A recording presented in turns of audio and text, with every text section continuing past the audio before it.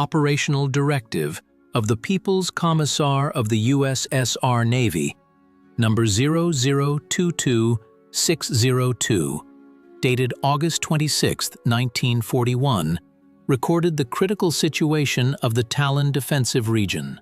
By 19 hours 30 minutes, the land defense line had shrunk to an arc with a radius of 7 kilometers from the port center. Artillery of the German 42nd Army Corps was conducting direct fire on the roadstead waters.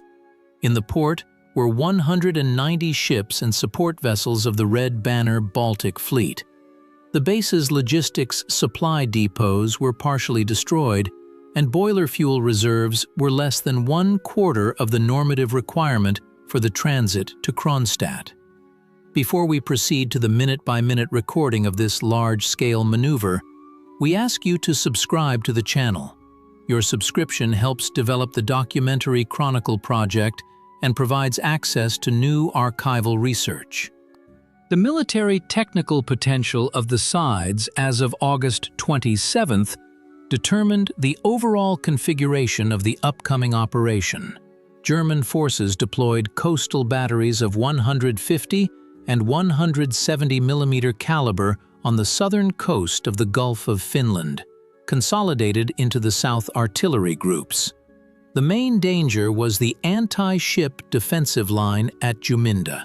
German mine layers Cobra, Königin Luisa, and Finnish ships had laid 2,812 sea mines of type EMS and over 1,500 mine defenders in this area. The density of the barrier was up to 1 mine per 10 linear meters of the fairway. The clearance capacity of the Baltic Fleet's minesweeping forces was limited. At the disposal of the command were only 10 base minesweepers of the Fugas type, capable of achieving a sweeping speed of up to 14 knots. The rest of the minesweeping fleet consisted of slow, converted fishing vessels with a speed of no more than 6 knots. Air cover for the transit by the 41st Fighter Aviation Regiment was limited by the combat radius of I-16 and I-41 aircraft from the Kotli and Kaporia airfields. The distance from Kronstadt to Tallinn of 100 Finnish miles precluded constant patrols by Soviet aviation over the western part of the Gulf. On the supply ships and transports, according to various rosters, there were from 20 to 27,000 people, including wounded servicemen of the 10th Rifle Corps and civilian population. The economic readiness of the Tallinn base for evacuation was assessed as minimal. The city's power stations were disabled. Fresh water supply to the ships was carried out by hand pumps from port barges. Food supplies on the transports were calculated for only 2 days of autonomous sailing. On August 27th at 11 hours 30 minutes, the folding up of the defensive lines began. The embarkation of personnel onto the ships was conducted under artillery fire from the VMC Peninsula. German artillery fired over 300 large-caliber shells into the loading area over 4 hours. By 16 hours, port facilities, crane infrastructure, and oil storage tanks were prepared for demolition to prevent their use by the enemy. At 22 hours 30 minutes, the embarkation of the main contingents was completed. The ships moved to the inner roadstead. Archival documents reveal the first serious discrepancy in the planning of the operation, recorded in the reports of the fleet headquarters and the rear services. According to Operational Report number 48, the capacity of the transport ships was calculated based on peacetime design standards.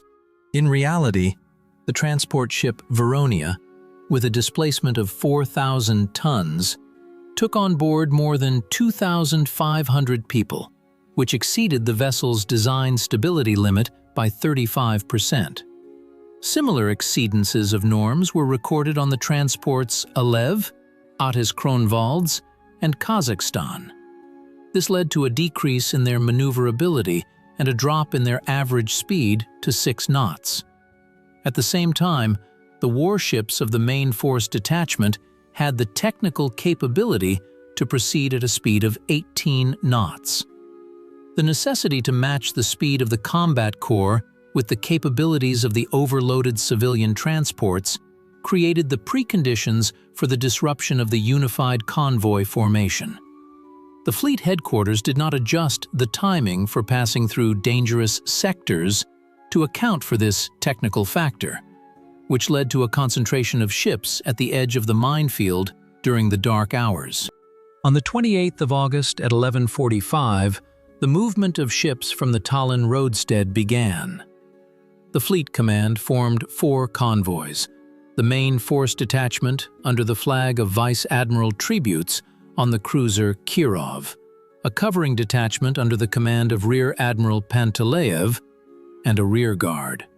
The first convoy included the largest transport ships, including the Ella and Vaindlo, escorted by old Novik-class destroyers.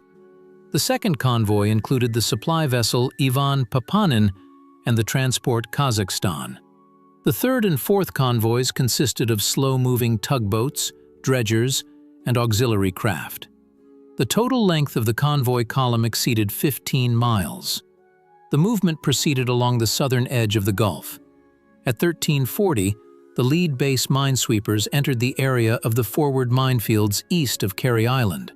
Technical reports note the failure of 2 paravane trawls on the minesweeper barometer due to a high density of underwater vegetation and debris. This forced the ship to reduce its trawling speed to 4 knots, which slowed the entire first convoy and caused a dangerous closing of ships within the formation. At 16:05, the first combat engagement with enemy aircraft was recorded. A group of Junkers 87 dive bombers from the 1st Dive Bomber Wing of the Luftwaffe attacked the transport Ella. The ship received a direct hit from a 250-kilogram bomb in the area of the forward hold and lost headway. 7 minutes later, the transport sank. The coastal defense personnel on board were partially incapacitated. Attempts by the rescue vessel Saturn to approach the sinking transport were aborted due to the threat of mines. The organized maneuvering of the supply vessels was disrupted. The convoys began to deviate from their assigned course, moving outside the swept lane of the fairway. The captains of the transports began independent maneuvering, which worsened the tactical situation. By 17:30 hours, the column approached Cape Juminda. Here, a second critical discrepancy between the fleet intelligence data and the actual topography of the minefields was discovered. The fleet staff's intelligence department had assumed the presence of discrete mine barriers with gaps of up to 2 miles. In reality, German and Finnish mine layers had created a continuous mine wall over 11 miles deep. The base minesweepers could not keep up with cutting the mines, which were surfacing in immediate proximity to the sides of the ships following them.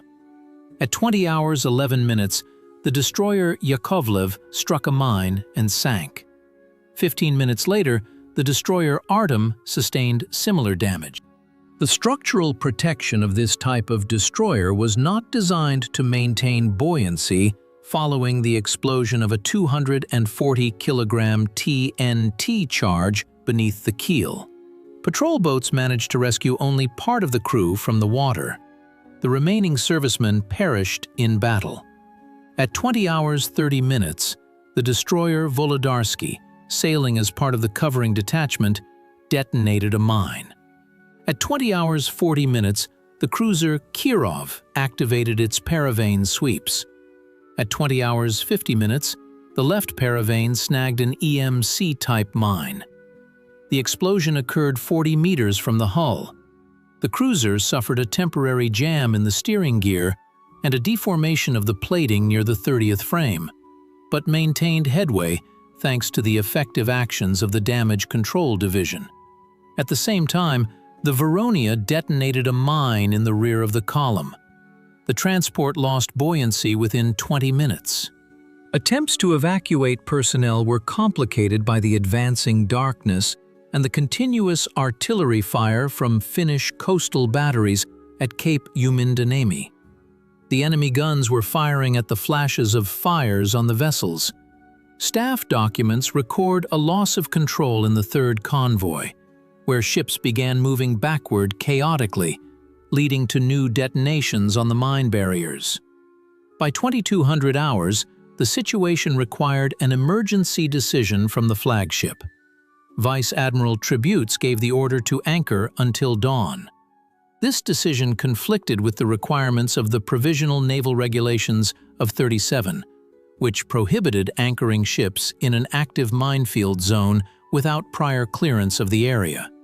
However, continuing movement in the darkness without visibility of the channel markers and sweeping landmarks would have led to the guaranteed destruction of the fleet's core. Anchoring in a Force 4 storm led to previously cut and drifting mines beginning to collide with the stationary ships. During the night of August 28th to 29th, the crews and passengers of the transports Alev, Kronstadt, and several support vessels lost their lives due to collisions with floating mines. The fleet's rearguard, under the command of Rear Admiral Pantaleev, was in fire contact with Finnish torpedo boats, which made 3 unsuccessful attacks that were repelled by 45mm gunfire. The destruction of the ships occurred in complete darkness, which precluded any large-scale rescue operations. On August 29th at 5:40, the ships weighed anchor and resumed movement. The marching order was completely disorganized by this time. The convoys had become intermixed. Unified command from the fleet headquarters was lost due to the failure of the flagship radio stations on the destroyer Minsk. The warships of the main force broke away from the slow-moving transports and proceeded at high speed towards Kronstadt, leaving the civilian vessels under the cover of minimal escort forces. This decision by the fleet headquarters represents the third key error in planning and management. Leaving the ships carrying thousands of evacuated troops unprotected exposed them to the aerial threat, as the speed of the transports did not exceed 7 knots and their maneuverability was limited to the narrow, swept channel. The warships arrived in Kronstadt significantly earlier than the transports, leaving the latter under attack by enemy aircraft. At 7:30, the first groups of German Junkers 88 bombers from the 1st Bomber Wing of the Luftwaffe appeared over the area where the transports were located. Soviet fighter aviation was unable to reach the designated square due to the lack of clear coordinates for the ship's location and delays in the transmission of radio commands through coastal communication nodes. The density of anti-aircraft fire from the transports was minimal. Most civilian vessels were armed with only 2 Maxim machine guns, or DSHK machine guns, incapable of effectively engaging high-speed aerial targets at altitudes exceeding 500 meters. The escort ships also suffered from a shortage of 37mm anti-aircraft automatic cannons. German dive bombers made their approaches to targets from an altitude of 1,200 meters, without any opposition from Soviet air defenses. Over the course of 4 hours, German aircraft conducted over 150 sorties. The transports Ivan Papanin, Kazakhstan, Nisar, and Balkhash were subjected to bomb strikes. The transport Tobol sustained 3 direct hits from 100-kilogram bombs and sank in the area of the Ruusi Bank. The vessel Kazakhstan, carrying up to 3,500 people, ran aground on a shoal near Vindloo Island after a large-scale fire broke out in its engine room. The anti-aircraft crews of the escort warships, including submarine chasers and minesweepers, expended up to 80% of their ammunition, but were unable to stop the methodical destruction of the transport column. The waters of the bay were covered with ship debris. Rescue operations were conducted by the crews of base minesweepers under continuous aerial fire. Small, hunter-type boats proved highly effective in retrieving people, but their capacity was limited to 30 people per boat. Archival materials from the Central Naval Archive contain profound contradictions regarding the number of personnel who lost their lives during the air attacks on August 29th. Reports from the fleet's medical directorate cite a figure of 5,000 people. At the same time, post-war casualty lists for the 10th Rifle Corps increase this number to 11,000. The discrepancy is explained by the complete lack of precise accounting for civilians and mobilized workers from Tallinn's factories, who were taken aboard the ships in the final hours before departure without being entered into the official ship rolls. The absence of a unified, centralized passenger list for the transports Veronia and Ella still makes it impossible to establish the exact number of losses with precision. Documents from the People's Commissariat for Internal Affairs also record the presence of unaccounted-for groups of prisoners and agency personnel on the ships, whose evacuation was carried out under separate, sealed orders.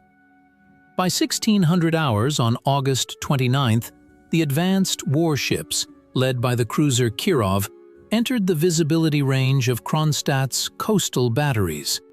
The leaders Minsk and Leningrad, and the destroyers Smetlivi, Surovi, Gordy, and Steregushchi arrived at the base.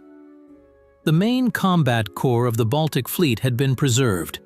The main caliber artillery systems of the cruiser Kirov, consisting of 3 triple turrets of 180 mm caliber, and the 130 mm guns of the destroyers, retained their full combat capability. Over 10,000 large caliber shells evacuated from Tallinn were delivered to Kronstadt's warehouses, strengthening the material base of the Leningrad front's artillery. Rear Admiral Panteleev arrived at the base at 1940 hours, presenting the first preliminary report on losses to the headquarters of the Red Banner Baltic Fleet. On August 30th, straggling ships, damaged transports, and cutters continued to arrive in Kronstadt. The overall outcome of the Tallinn Passage records the loss of 62 ships and vessels of various purposes, of which 19 units were warships, including 5 destroyers, 2 submarines, and 3 patrol ships. The losses of the transport fleet amounted to more than 50% of the total tonnage involved in the operation. The number of personnel incapacitated or lost during the passage is estimated by archival services to be between 15 and 18,000 people. Material losses also included the loss of 34,000 rifles, 3,000 machine guns, and over 200 artillery pieces of various calibers, which had been loaded into the hold decks of the sunken transports and could not be used in the defense of the near frontiers. Despite the critical scale of material and human losses, the strategic task of the operation was accomplished. The preservation of the fleet's combat core radically altered the balance of forces on the Leningrad operational axis. The artillery of the arriving ships was promptly integrated into the Leningrad front's unified defensive fire system. The ammunition and guns from the evacuated vessels strengthened the Kronstadt fortified area and the land positions in the Oranienbaum bridgehead area. The fire from the cruiser Kirov and the destroyers halted the advance of the German Army Group North forces on the near approaches to Leningrad in September of 1941, preventing a complete breakthrough of the front and the capture of the city in one swift move. The Tallinn Passage entered military history as an example of the most complex logistical and combat evacuation, conducted under conditions of absolute enemy superiority in the air and at sea, where tactical miscalculations by the command were compensated for by the resilience of the crews and the technical potential of the Soviet ships.